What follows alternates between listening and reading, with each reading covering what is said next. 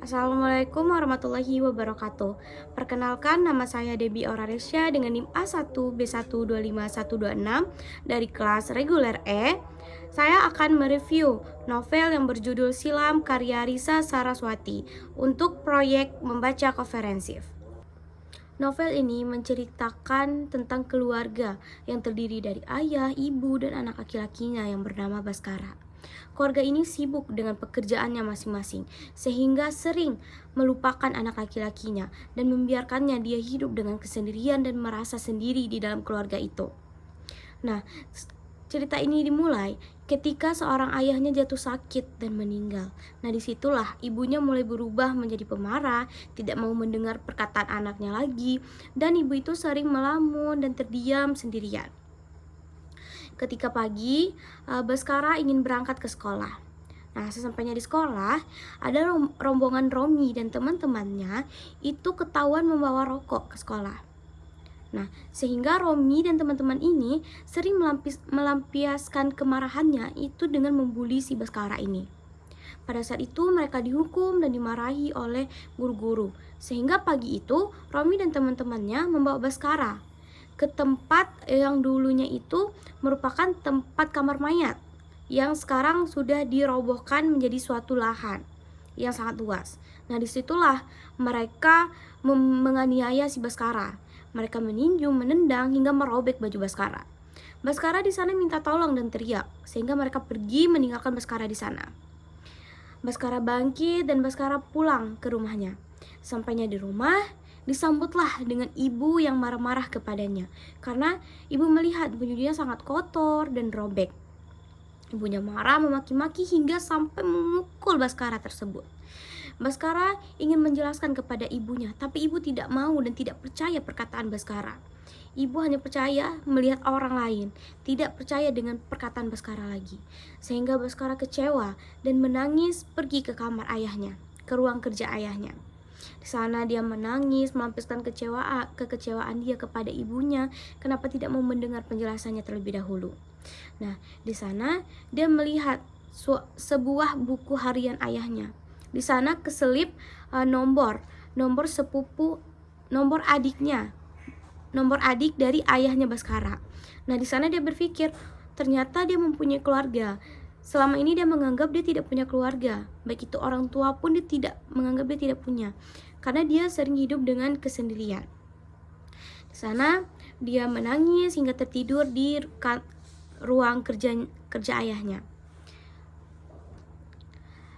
Pada pagi hari pukul 5, dia siap-siap untuk pergi ke sekolah, sehingga dia naik bis angkutan umum, dan pada saat itu adanya macet. Dia terjebak macet, sehingga dia akan terlambat datang ke sekolah.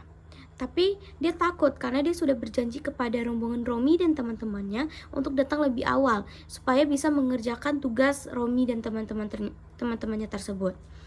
Tetapi dia kejebak macet dan datangnya terlambat. Dia sudah merasa bahwa ini dia akan dipukuli lagi oleh Romi dan teman-temannya tersebut.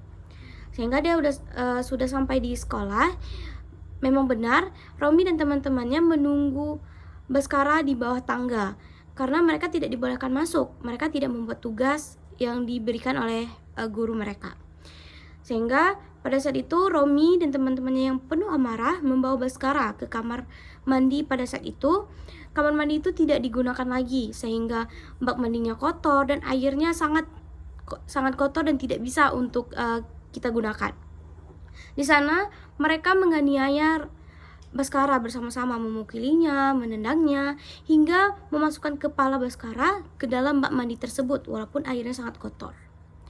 Sesampailah Baskara pingsan, mereka langsung pergi meninggalkan Baskara. Nah, setelah beberapa saat Baskara terbangun. Baskara pergi dan memikirkan bagaimana Baskara akan pulang. Ketika Baskara akan pulang, pasti ibunya marah. Tamparan dari ibunya, sakitnya belum selesai. Tambah lagi penganiaya dari Romi dan teman-temannya.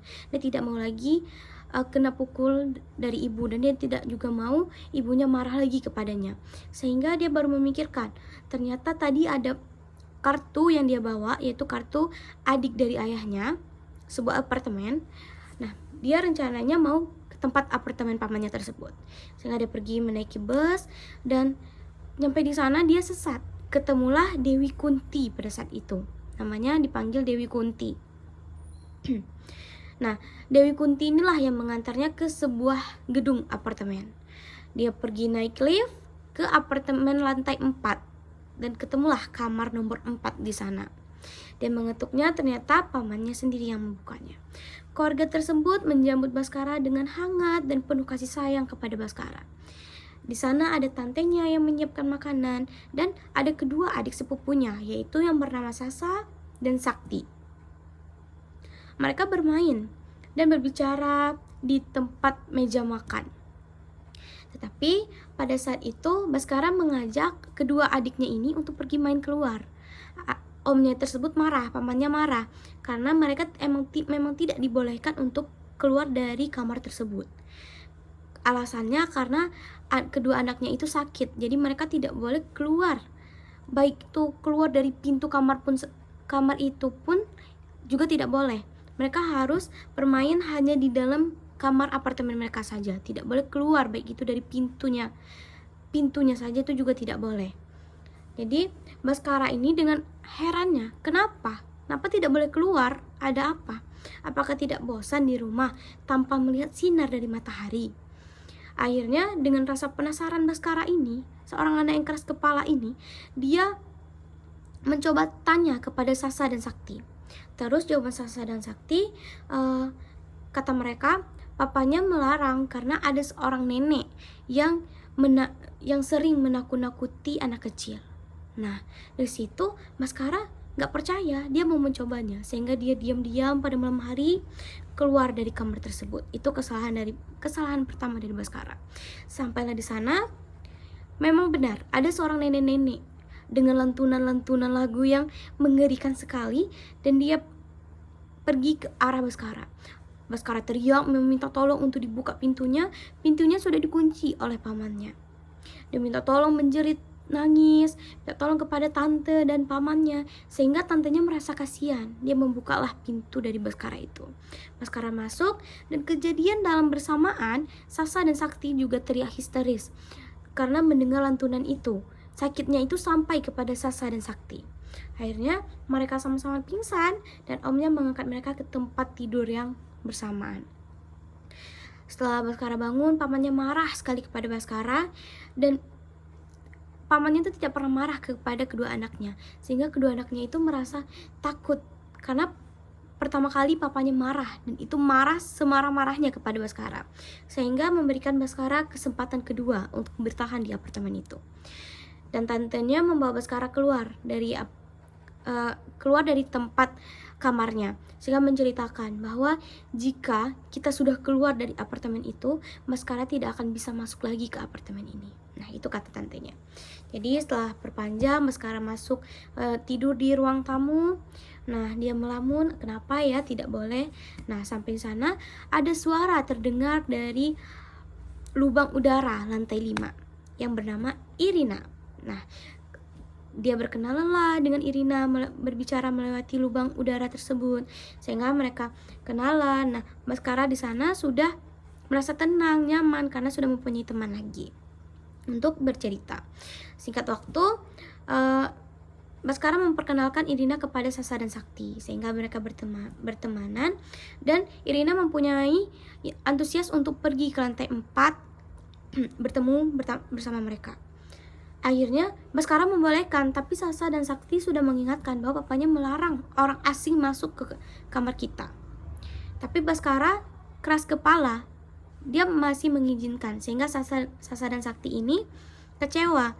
Dia pergi ke kamar mereka dan dia tidak mau bertanya kepada Baskara, karena dia kecewa karena abangnya ini tidak mau mendengar apa yang mereka ucapkan.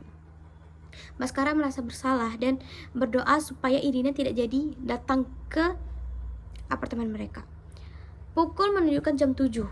Irina tidak datang-datang. Baskara sudah mulai merasa aman karena dia merasa bahwa Irina tidak akan datang karena sudah jam 7. Mereka duduk di meja makan. Setelah mereka duduk di meja makan, ada seseorang yang mengetuk pintu.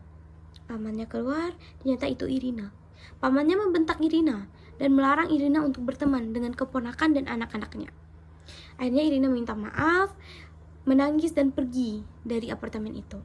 Baskara kena marah lagi nih dengan pamannya. Baskara dimarahin, pukulin juga, sehingga Baskara sedih dan kecewa. Pergilah Baskara dari apartemen itu ke lantai 5 menemui Irina. Setelah dia nyampe di lantai 5, langkah perjalanannya itu berhenti dengan mendengar perkataan dari ayahnya Irina. Ayahnya Irina itu berkata bahwa lantai 4 itu memang sudah kosong dari sudah lama karena terjadinya kebakaran dan penghuni yang ada di lantai 4 itu sudah meninggal semuanya. Nah, sampai di sana Baskara kecewa karena mendengar perkataan dari ayahnya Irina, menganggap bahwa semua orang di lantai 4 itu tidak ada. Akhirnya Baskara turun dan melihat sebenarnya memang lantai 4 itu sudah kosong dan sudah hangus terbakar. Tetapi ada satu nenek yang masih ada di sana. Nenek itu bilang, kamu pergi dan pulanglah kamu ke ibumu. Dia pergi itu ke lantai bawah dan berusaha untuk pergi dari apartemen tersebut. Dengan gemetar dan rasa takutnya, dia pergi lagi ke tempat titik dia bertemu dengan Dewi Kunti. Ternyata Dewi Kunti itu juga hayalannya. Tidak ada yang namanya Dewi Kunti. Dewi Kunti itu hanyalah nisan yang ada pada saat itu. Dia kaget, dia pergi lagi.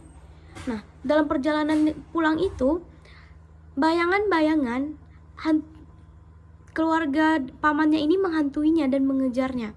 Ada Sasa dan Sakti yang mengajaknya main suaranya, ada tantenya yang mengajak pulang ke apartemen lagi, sehingga dia sangat takut dan berlari untuk pergi pulang ke rumahnya dengan cepat. Sesampailah dia di rumah dengan selamat, walaupun di dalam perjalanan dia dihantui oleh keluarga dari pamannya. Sampai dia pulang, dia panggil, ibu, tapi tidak ada jawaban. Dia duduklah di tempat duduk halaman depan. Setelah dia duduk, dia mendengar ada lantunan ibunya sedang membaca Yasin di dalam rumah. Dia masuk dan pintunya tidak terkunci. Dia masuk dan dia mendengar ibunya tidak melihatnya. Dan dia memanggil ibu, tapi ibunya juga tidak menjawabnya. Sehingga dia baru sadar ketika ibunya menangis melihat fotonya dan berkata, Bas, ibu mengikhlaskanmu. Pergilah dengan tenang bersama ayahmu. Ibu minta maaf atas kesalahan yang telah ibu perbuat kepada Baskara. Di sana dia baru sadar, ternyata cerita ini semua itu hayalannya. Sebenarnya dia sudah meninggal, yang dianiaya oleh Romi dan teman-temannya. Dia telah dibunuh pada saat itu. Ini semua hanya hayalan sematanya. Nah, kisah ini berakhir dengan Baskara sudah tenang dan melihat ibunya menangisi fotonya. Dan dia baru sadar bahwa dia telah meninggal karena dibunuh oleh Romi dan teman-temannya. Mungkin hanya itu review novel dari saya. Mohon maaf jika terdapat kesalahan. Saya tutup dengan wassalamualaikum warahmatullahi wabarakatuh.